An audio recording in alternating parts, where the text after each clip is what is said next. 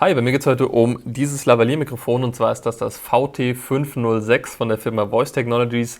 Was dieses Mikrofon alles so kann, was mir vielleicht nicht ganz so gut gefällt und wofür man Lavalier-Mikrofone überhaupt braucht, das erfahrt ihr in diesem Video. Viel Spaß!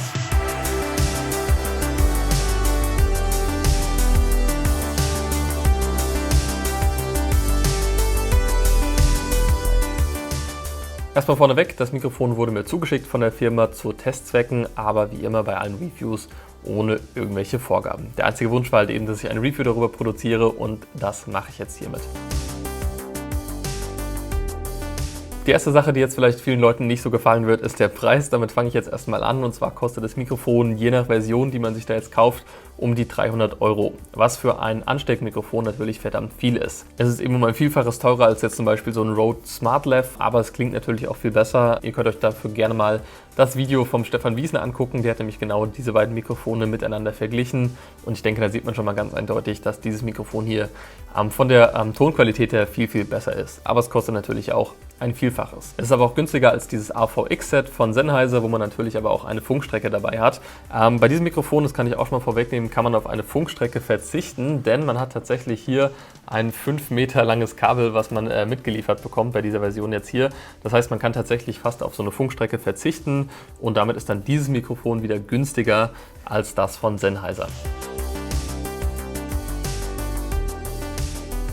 Angeschrieben hat mich diese Firma unter anderem auch mit der Info, dass diese Mikrofone bzw. eine etwas andere Art von diesem Mikrofon bei den Golden Globes 2018 bei dieser Veranstaltung halt eben bei der Live-Show benutzt worden sind, und da kann man dann eben auch mal davon ausgehen, dass die Qualität von der Akustik eben von diesem Mikrofon durchaus in einer eher höheren Liga mitspielt, und das kann ich jetzt auch nach einigen Tests erstmal so bestätigen. Also die Tonqualität mit diesem Mikrofon, ich denke, man hört es auch, ist wirklich der Wahnsinn. Gerade im Vergleich auch zu etwas günstigeren Mikrofonen, wie zum Beispiel diesem Rode SmartLav, hört man das natürlich ganz deutlich. Also dieses Mikrofon hat eine deutlich höhere Dynamik, was den Ton angeht, und aber auch was die Lautstärke angeht.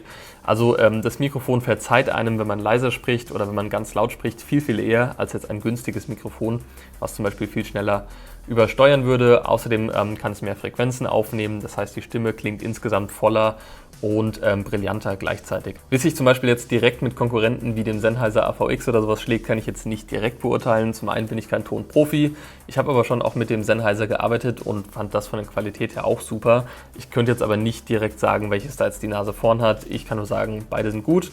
Im Moment arbeite ich halt viel mit diesem Mikrofon hier, und ja, schaut euch da am besten vielleicht mal andere Videos zu an.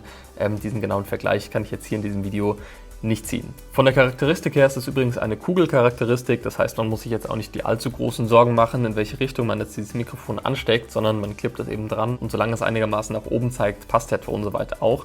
Das heißt, was das angeht, muss man sich eben, wie gesagt, nicht so die Sorgen machen.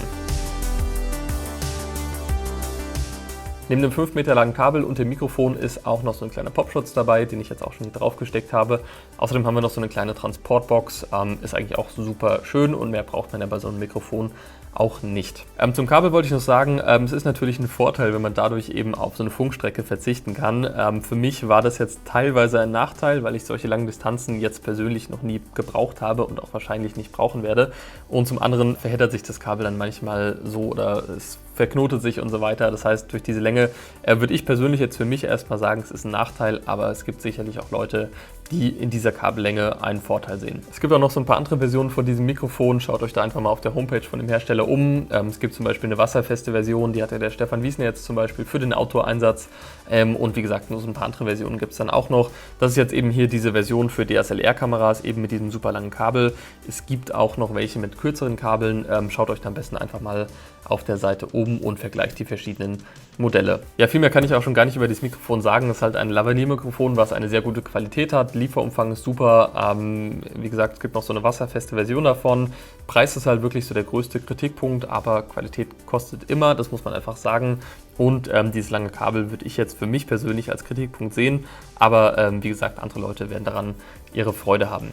Jetzt mal so ein paar Worte, wann man überhaupt so ein Lavalier-Mikrofon einsetzt. Ich würde sagen, bei mir hier im Studio bräuchte ich so ein Mikrofon nicht, denn hier im Studio habe ich perfekte Bedingungen, ich habe kaum Hintergrundgeräusche, ich habe die Wände einigermaßen gut gedämmt, das heißt, hier würde ich eher mit so einem Richtmikrofon arbeiten, was, wie ich finde, Stimme nochmal ein bisschen einen etwas volleren Klang hat und ja, einfach so ein bisschen realistischer klingt. Ansteckmikrofone nutzt man eher, wenn man wirklich etwas höhere Umgebungsgeräusche hat. Wenn man zum Beispiel bei einem Festival irgendwie jemanden interviewen möchte oder so, würde ich euch immer so ein Ansteckmikrofon empfehlen. Ganz einfach, weil man es natürlich näher an die Person bringt und dadurch den Ton runterpegeln kann und die Hintergrundgeräusche deutlich minimiert werden. Mit so einem Richtmikrofon, was jetzt hier auch gerade über mir positioniert ist, wird man bei einem Festival zum Beispiel bei lauten Umgebungsgeräuschen viel mehr Schwierigkeiten haben. Das heißt, es gibt jetzt nicht für alle Einsatzzwecke nur ein richtiges Mikrofon, sondern eben wie bei vielen Sachen auch für verschiedene Einsatzgebiete das beste Mikrofon. Also ich werde jetzt mal schauen, was ich in Zukunft noch so weiter im Einsatz habe. Ich vermute, hier im Studio werde ich auch weiterhin mit meinem Rode Richtmikrofon aufnehmen, aber wenn ich unterwegs bin für Interviews zum Beispiel, wird auf jeden Fall dieses Mikrofon hier immer im Einsatz sein, weil ich einfach von der Qualität her sehr überzeugt davon bin. Ja, das war schon wieder von mir zum Thema VT506 Lavalier-Mikrofon von Voice Technologies. Falls ihr jetzt noch Fragen zu diesem Mikrofon habt, lasst mich das sehr gerne in den Kommentaren wissen und schaut euch auch gerne mal bei Stefan Wiesner bei diesem Video mit dem Vergleich zum Rode SmartLav. Ist auch sehr interessant und zeigt ganz klar, wie gut dieses Mikrofon ist im Vergleich zu anderen.